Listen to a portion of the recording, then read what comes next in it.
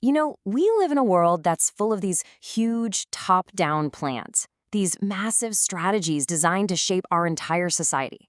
But for every one of those plans, there's always a counterforce, right? A pushback from the ground up. So today, we're going to pull back the curtain on that very tension.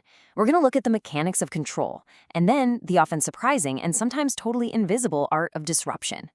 Now, when you think of resistance, you probably picture loud, visible protests. But what if I told you that one of the most effective guides to disruption was actually written by the US government during World War II? I mean, look at this. This isn't from some radical pamphlet. It's from the simple sabotage field manual. And its whole purpose was to teach ordinary citizens how to undermine an enemy by using bureaucracy. It's an incredible look at how sometimes the most powerful resistance hides in plain sight, using the system's own rules against itself. And that really tees up the big question we're tackling today. When the systems that run our world are challenged, is the real fight shifting away from the streets and maybe into the office? Or even deeper, into our own minds? That's the idea we're going to unpack. So, here's our game plan. First, we're going to examine a modern blueprint for top-down control.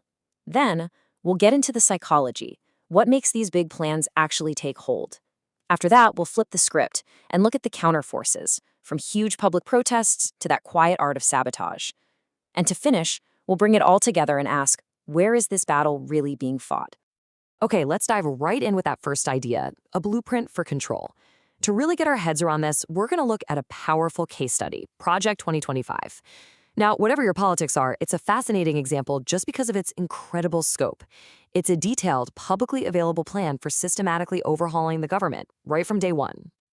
Yeah, the ambition here is pretty staggering. One source even calls it a playbook for a Blitzkrieg takeover of the government on day one. This is not about small policy changes. We're talking about a complete systematic restructuring.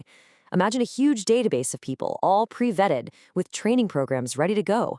The whole point is to install a single, unified vision from the second the clock starts. And the whole thing is built on these 4 pillars. According to the source materials themselves, these pillars lead to policies like getting rid of entire government departments, creating new nation-wide social regulations, and really ramping up presidential power over federal agencies. The pillars are broad, for sure, but what analysts point out is the philosophy behind it all, using the full power of the federal government as a tool, a coercive tool, to enforce these ideals. And that's a pretty big shift from more traditional small government thinking. But look, a blueprint, no matter how detailed it is really just ink on paper. For a plan this big to actually work, it has to do more than change policies. It has to change minds. It has to build a shared reality where its vision feels not just possible, but, inevitable. And that brings us to the psychological side of things.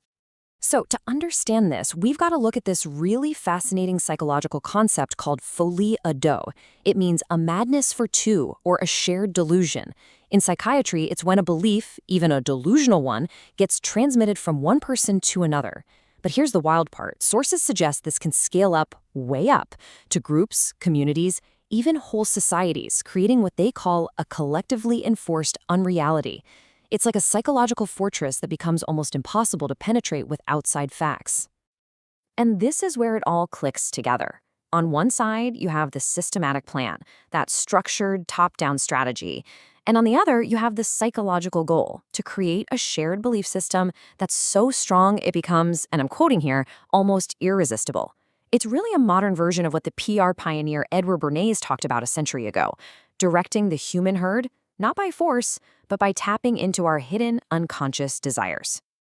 Okay, so if that's the thesis, this top-down plan for control, then what's the antithesis? Well, the most obvious answer is people pushing back from the ground up. And let's start with the most visible kind of pushback there is, the power of the crowd. 250,000, 250,000 people. That's the number organizers estimated for just one day of protest in Chicago against intensified ICE operations. For the people on the street, this wasn't just about policy. It was a very public, very loud stand against what they called a lack of humanity. And that's the power of collective action, right? It creates a direct, visible, and deeply human story that pushes back against an official plan. But what about resistance that doesn't need a huge crowd? Let's put that massive protest to one side for a second and look at something way quieter, way more surgical. Let's go back to that 1944 OSS manual we talked about at the beginning. The backstory here is just so cool. So the OSS, which was the precursor to the CIA, put this manual out to help regular citizens in Nazi-occupied Europe. The idea wasn't to get them to do dramatic high-risk stuff. No, the goal was to give them something much quieter, a way to create friction in the system through thousands of tiny, deniable, and what look like totally insignificant acts of non-violent sabotage. And the tactics themselves are just brilliant. I mean, they're not about bombs, they're about bureaucracy. Misunderstand orders, argue over the exact wording of a memo, bring up totally irrelevant issues in meetings, hold a conference right when critical work needs to get done. On its own, any one of these things is plausible, right? But put them all together, it is a masterclass in weaponizing inefficiency. It's how you grind the gears of a massive organization to a halt from the inside. And that's the core philosophy right there. It's all about multiplication. See, one person working slowly is just a slacker, but thousands of people all doing these small, decentralized acts of disruption. Suddenly, you've created a massive, cumulative weapon. It's basically death by 1,000 paper cuts. So, we've looked at the grand plan for control, the loud protest in the street, and the quiet manual for disruption. And that brings us to our final section, where we're going to tie all these threads together. Because what our sources suggest is that the real conflict isn't just happening in government buildings or on city streets. The real battlefield is the struggle for perception itself. To really get this, we can turn to the philosopher Terence McKenna. He argued that the true counter to these rigid, top-down systems isn't just another different system. It's a return to the primacy of feeling.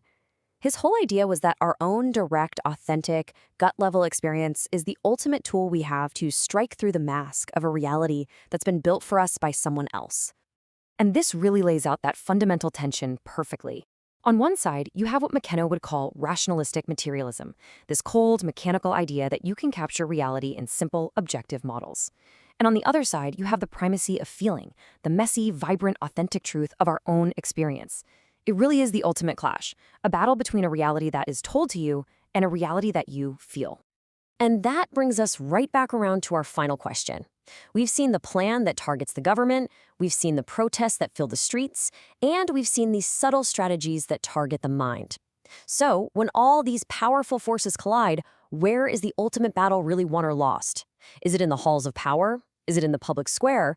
Or is it inside the vast internal landscape of human perception itself? That is the question we're left with.